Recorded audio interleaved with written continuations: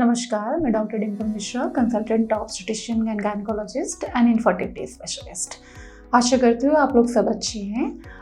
काफ़ी पेशेंट आते हैं जो प्रेग्नेंट होते हैं और हमसे पूछते हैं कि हम लोग क्या प्रेगनेंसी के समय ट्रैवल कर सकते हैं या नहीं, ये हमारे लिए, हमारे बच्चे के लिए सेफ़ है कि नहीं। तो इस वीडियो में हम लोग जानने वाले हैं कि ट्रैवलिंग प्रेगनेंसी के दौरान सुरक्षित है या नहीं। तो सबसे पहले ये बात है कि ये एक मिथ है कि अगर ट्रैवलिंग करते हैं हम लोग प्रेगनेंसी के दौरान तो हमारे अबॉर्शन के चांसेस, प्रीमैच्योर डिलीवरी के चांसेस बढ़ जाते हैं। ये बस एक मिथ है, ये सही नहीं है। अबॉर्शन और प्रीमैच्योर डिलीवरी ट्रैवलिंग के वजह से नहीं बढ़ते। और दूसरी बात, ये ट्रैवलिंग जो है मदर को थोड़ा डिस्कम्फर्ट देता है क्योंकि बॉडी में काफ़ी चेंजेस होते हैं। इसकी वजह से थोड़ा बैक पेन होना, थोड़ा लेग्स में क्रैम्प्स होना, पोजीशनिंग चेंज करने में प्रॉब्लम होती है। बट बेबी जो है अच्छी तरीके से प्रोटेक्टेड रहता है क्योंकि बेबी जो है बच्चादानी यूट्रस के अंदर रहता है। यूट्रस के जो वॉल्स होते हैं काफ़ी स्ट्रॉन्ग होते हैं। इसके अलावा बेबी जो है बच्चादानी के अंदर एमनियोटिक सैक में रहता है जिसके अंदर पानी रहता है, जिसको एमनियोटिक फ्लूइड कहते हैं। वो पानी भी बेबी को प्रोटेक्ट करता है किसी नुकसान से, तो बेबी को कुछ भी प्रॉब्लम नहीं होती ट्रैवलिंग के समय। अब हम लोग जानेंगे कि कुछ रिस्क फैक्टर्स है, कुछ वार्निंग साइंस है जो अगर रहते हैं तो हमें ट्रैवलिंग अवॉइड करनी है। जैसे आपकी कंडीशन स्ट्रेसफुल है, आपको फीवर है, या आपको ब्लीडिंग हो रहा है, या पेट में दर्द है, ऐसी कंडीशन में, या लीकेज हो, तो ऐसी कंडीशन में हमें ट्रैवलिंग अवॉइड करनी चाहिए। नहीं तो आप ट्रैवलिंग कर सकते हैं। अब हमारे पास 3 तरीके होते हैं ट्रैवलिंग के: रोड ट्रैवलिंग, ट्रेन ट्रैवलिंग और एयर ट्रैवलिंग। अब हम लोग जानेंगे हर तिमाही के हिसाब से कौन सी ट्रैवलिंग जो है सुरक्षित है और कब तक सुरक्षित है।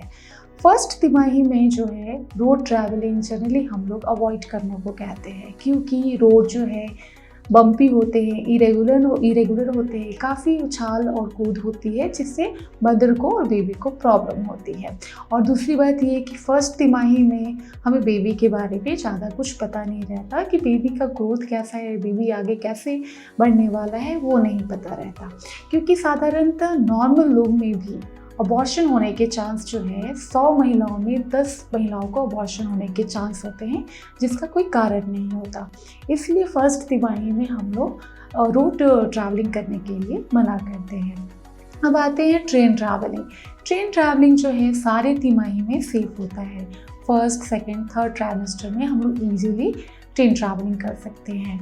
बट फिर भी लास्ट तिमाही में स्पेशली 32 to 34 वीक्स मतलब 8 महीने के बाद अगर कुछ इमरजेंसी नहीं है तो ट्रेन ट्रैवलिंग भी अवॉइड करनी होती है। क्योंकि अगर आपको पेन हो रहा है, अगर आपकी डिलीवरी हो रहे हैं, तो उस ट्रेन में डिलीवरी करना मदर के लिए और बेबी के लिए दोनों के लिए ही काफ़ी रिस्की होता है। अब नेक्स्ट आते हैं हम लोग एयर ट्रैवलिंग। एयर ट्रैवलिंग जो है फर्स्ट और सेकेंड तिमाही में ईजिली कर सकते हैं, कोई कॉम्प्लिकेशन नहीं है। बट तीसरी तिमाही में एयर ट्रैवलिंग मना किया जाता है, स्पेशली 8 महीने के बाद। इसका कारण ये होता है कि वही अनप्रेडिक्टेबल लेबर पेन हम लोग प्रेडिक्ट नहीं कर सकते हैं सारी कंडीशन में। तो कभी भी पेशेंट को पेन हो सकता है, डिलीवरी हो सकता है, और उस समय एयर फ्लाइट में कोई फैसिलिटी अवेलेबल नहीं रहती जो कि सेफली डिलीवरी करने के लिए हो। तो इसलिए थर्ड तिमाही में 8 महीने के बाद हम लोग एयर ट्रैवलिंग करने के लिए मना करते हैं। और कुछ एयरलाइंस है जो फिट टू फ्लाई सर्टिफिकेट 7 दिन के अंदर, ट्रैवलिंग के 7 दिन के अंदर लेते हैं। फिट टू फ्लाई सर्टिफिकेट के अंदर डॉक्टर आपको ये इन्फॉर्मेशन प्रोवाइड करते हैं कि आपको कुछ रिस्क फैक्टर नहीं है, कुछ वार्निंग साइंस नहीं है, पेन नहीं है, ब्लीडिंग नहीं है, लीकेज नहीं है, आप कम्प्लीटली सेफ हो फ्लाई करने के लिए। बट कुछ एयरलाइंस ऐसे होते हैं जो उनके खुद के ही रूल्स होते हैं, फिट टू फ्लाई सर्टिफिकेट देने के बाद भी वो 32 वीक्स के बाद ट्रैवलिंग करने के लिए मना करते हैं क्योंकि अनवांटेड, अनटाइमली कभी भी डिलीवरी पेन, लेबर पेन होने के चांस होते हैं जिसके काफ़ी कॉम्प्लिकेशंस होते हैं।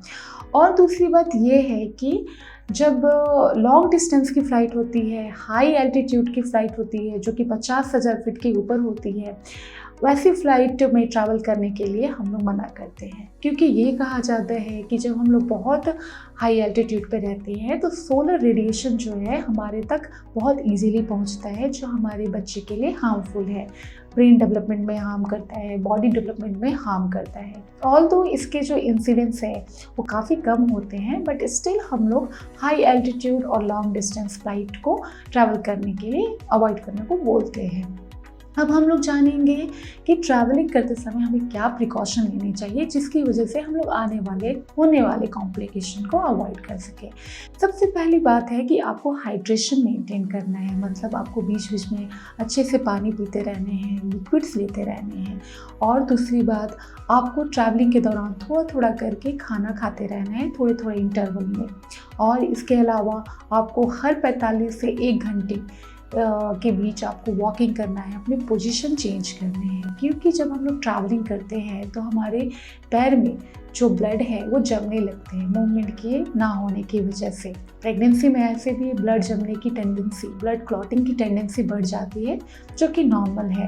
बट अगर हम लोग ट्रैवलिंग करते हैं, कोई मूवमेंट नहीं करते, तो वो ब्लड क्लॉट होने की टेंडेंसी और बढ़ जाती है, जिसकी वजह से डीप वेन थ्रोम्बोसिस होने के चांसेस होते हैं, और वो काफ़ी ही डेंजरस कंडीशन होता है मदर के लिए भी और बेबी के लिए भी।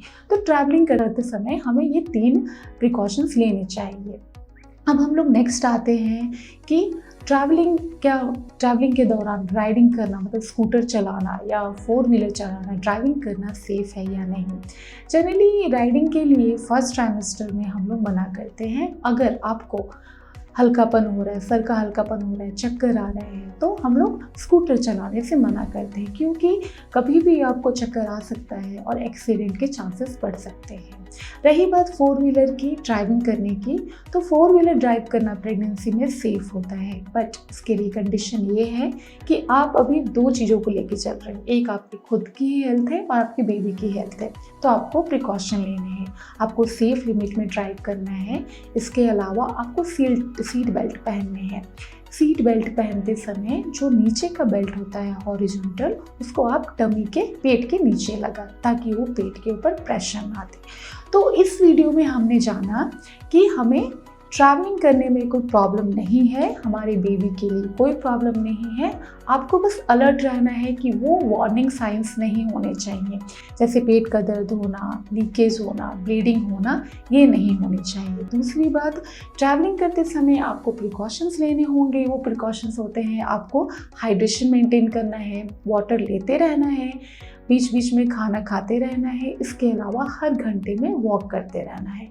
अगर ऐसा हम लोग मेंटेन करते हैं तो सुरक्षितली हम लोग अच्छे से विदाउट एनी प्रॉब्लम हम लोग ट्रैवलिंग कर सकते हैं। इसके अलावा 3rd तिमाही में 8 महीने के बाद ऐसा स्ट्रिक्टली नहीं है कि आप ट्रेन ट्रैवल या फ्लाइट ट्रैवल नहीं कर सकते। अगर इमरजेंसी है तो आप कर सकते हैं। उसके लिए ये कंडीशन है कि आपको वार्निंग साइंस नहीं होने चाहिए, इसके अलावा कोई प्रॉब्लम नहीं है। आशा करती हूँ कि आपको ये वीडियो पसंद आया हो। अगर इस वीडियो से रिलेटेड, इस टॉपिक से रिलेटेड आपको कुछ डाउट है तो दिए गए लिंक पे हमें संपर्क करें। धन्यवाद।